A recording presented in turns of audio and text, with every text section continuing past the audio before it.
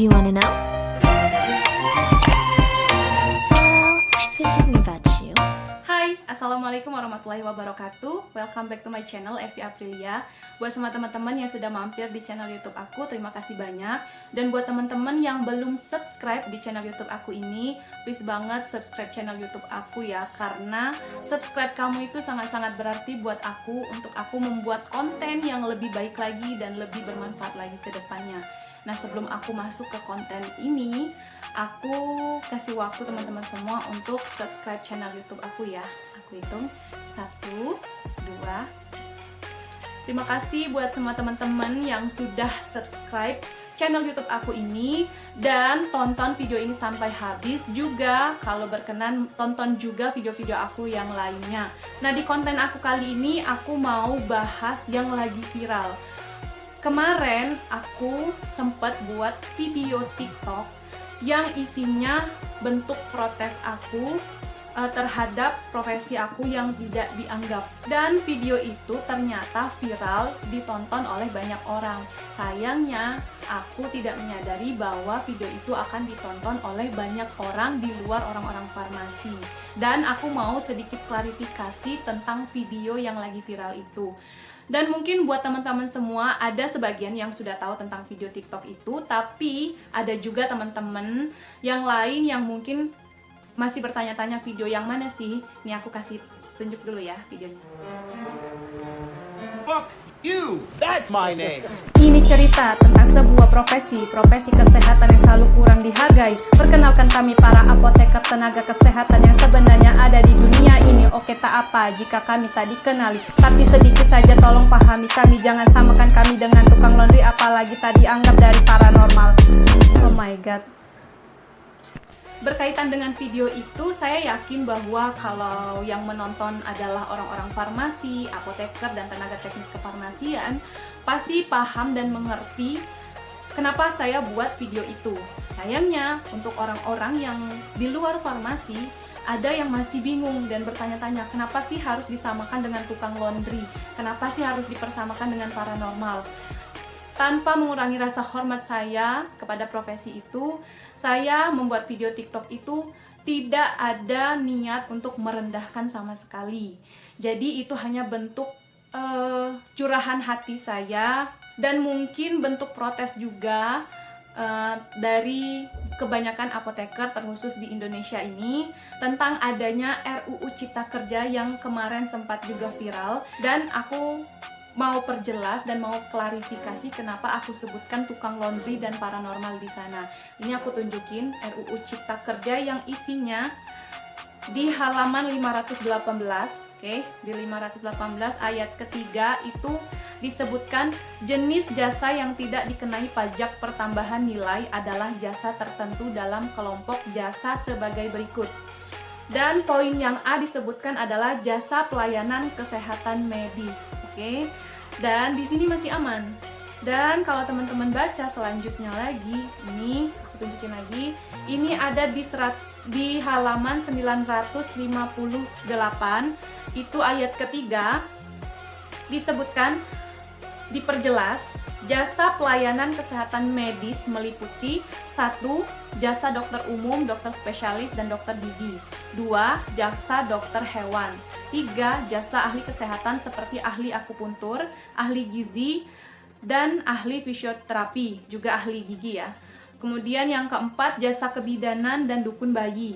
Yang kelima, jasa paramedis dan perawat. Yang keenam, jasa rumah sakit, rumah bersalin, klinik kesehatan, laboratorium kesehatan, dan sanatorium. Yang ketujuh, jasa psikolog dan psikiater. Juga yang kedelapan, jasa pengobatan alternatif termasuk yang dilakukan oleh paranormal. Nah, poin yang terakhir inilah yang saya jadikan video TikTok di video yang viral kemarin.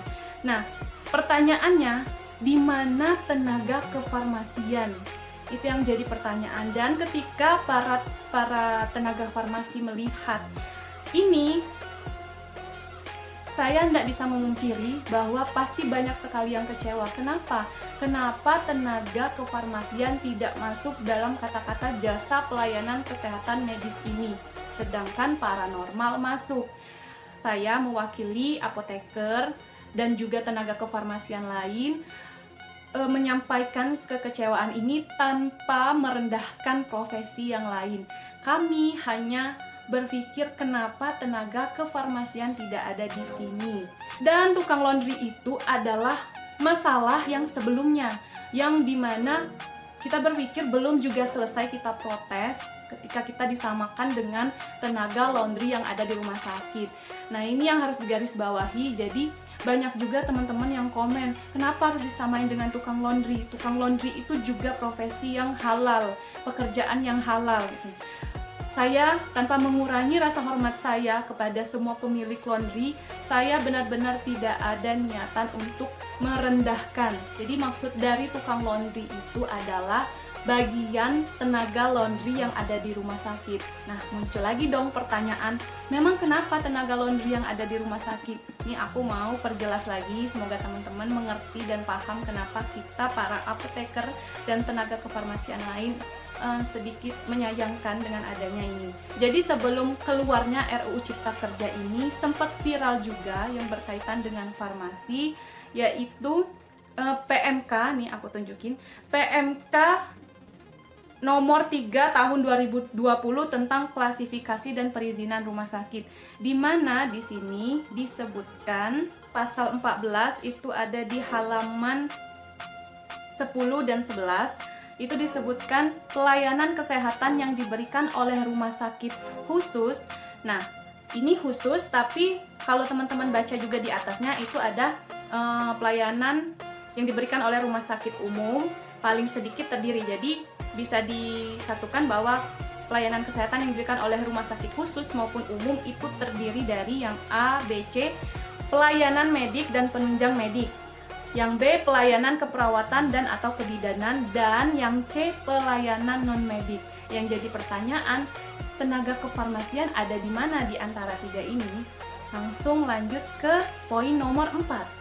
Oke, di poin nomor 4 disebutkan pelayanan non-medik sebagaimana dimaksud pada ayat 1 huruf C meliputi pelayanan farmasi, pelayanan laundry atau binatu, pengolahan makanan atau gizi, pemeliharaan sarana prasarana dan alat kesehatan, informasi dan komunikasi, pemulasaran jenazah, dan pelayanan non-medik lainnya. Ini diperjelas ya, bahwa disinilah yang membuat sedikit disayangkan kenapa pelayanan farmasi masuk di pelayanan non-medik.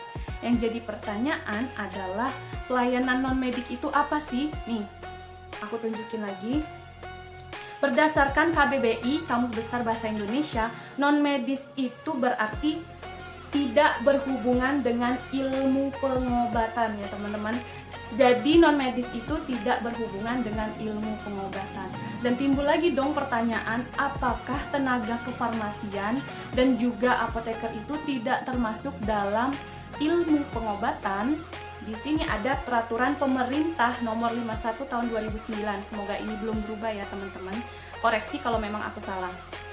Jadi di pasal 1 disebutkan adalah pekerjaan kefarmasian adalah pembuatan termasuk pengendalian mutu sediaan farmasi, pengamanan, pengadaan, penyimpanan, dan pendistribusian atau penyaluran obat, pengelolaan obat, pelayanan obat atas resep dokter, pelayanan informasi obat, serta pengembangan obat, bahan obat, dan obat tradisional. Nah, di sini timbul lagi pertanyaan, apakah memang benar tenaga farmasi itu tidak berkaitan dengan ilmu pengobatan? Sedangkan di sini disebutkan bahwa pekerjaan kefarmasian itu berkaitan dengan obat-obatan. Oke, sekarang kalau kita bicara tentang pekerjaan kefarmasian di rumah sakit, kita punya PMK, nih, PMK nomor 72 tahun 2016 tentang pekerjaan kefarmasian di rumah sakit. Di sini di pasal 3, di pasal 3 disebutkan bahwa standar pelayanan kefarmasian di rumah sakit meliputi A. Pengelolaan sediaan farmasi, alat kesehatan, dan bahan medis habis pakai. Yang B. Pelayanan farmasi klinik. Kita langsung masuk aja ke farmasi klinik ya teman-teman. Nah, di sini pelayanan farmasi klinik disebutkan A. Pengkajian dan pelayanan resep, B. Penelusuran riwayat penggunaan obat, C. Rekonsiliasi obat. D. Pelayanan informasi obat. E. Konseling. F. Visit. G. Pemantauan terapi obat. Monitoring efek samping obat. Evaluasi penggunaan obat. Dispensing sediaan steril. Dan pemantauan kadar obat dalam darah. Kalau dilihat dari beberapa poin-poin yang ada di sini, timbul dong pertanyaan lagi, apakah tenaga farmasi itu tidak termasuk dalam bagian ilmu pengobatan? Dan berangkat dari poin-poin inilah, maka kebanyakan teman-teman farmasi dan tenaga farmasi ataupun apoteker lainnya banyak yang merasa bahwa kenapa sih selalu farmasi, lagi-lagi farmasi yang tidak dianggap gitu kan. Kenapa? Itu yang timbul pertanyaan. Belum juga kita selesai mempermasalahkan adanya PMK yang keluar, yang dimana farmasi ini disamakan dengan tenaga non medis seperti tenaga laundry tadi. Muncul juga RUU Cipta Kerja yang menyatakan seperti itu. Tanpa mengurangi rasa hormat saya kepada semuanya, bukan bermaksud kami merendahkan yang lainnya. Kami sebagai tenaga farmasi, sebagai tenaga apoteker, hanya menyayangkan kenapa kami lagi yang tersisihkan. Coba deh bayangkan menjadi kami. Sekolah farmasi itu nggak mudah loh. Biayanya juga nggak murah. Terus kami lagi-lagi disisihkan.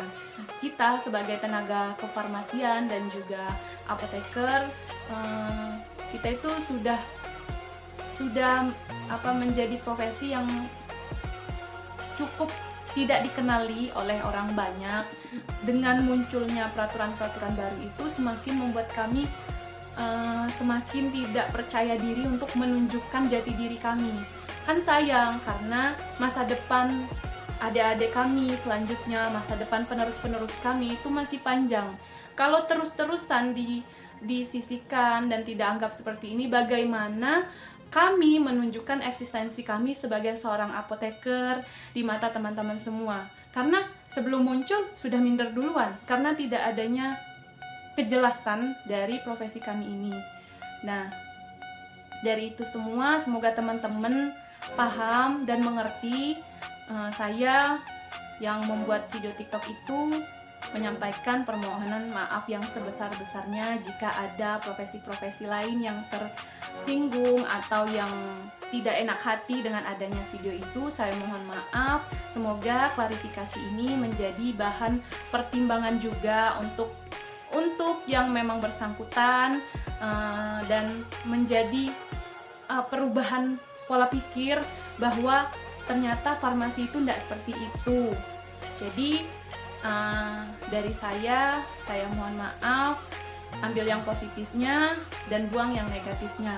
Terima kasih buat semua teman-teman, dan salam sayang dari kami semua apoteker, dan assalamualaikum warahmatullahi wabarakatuh.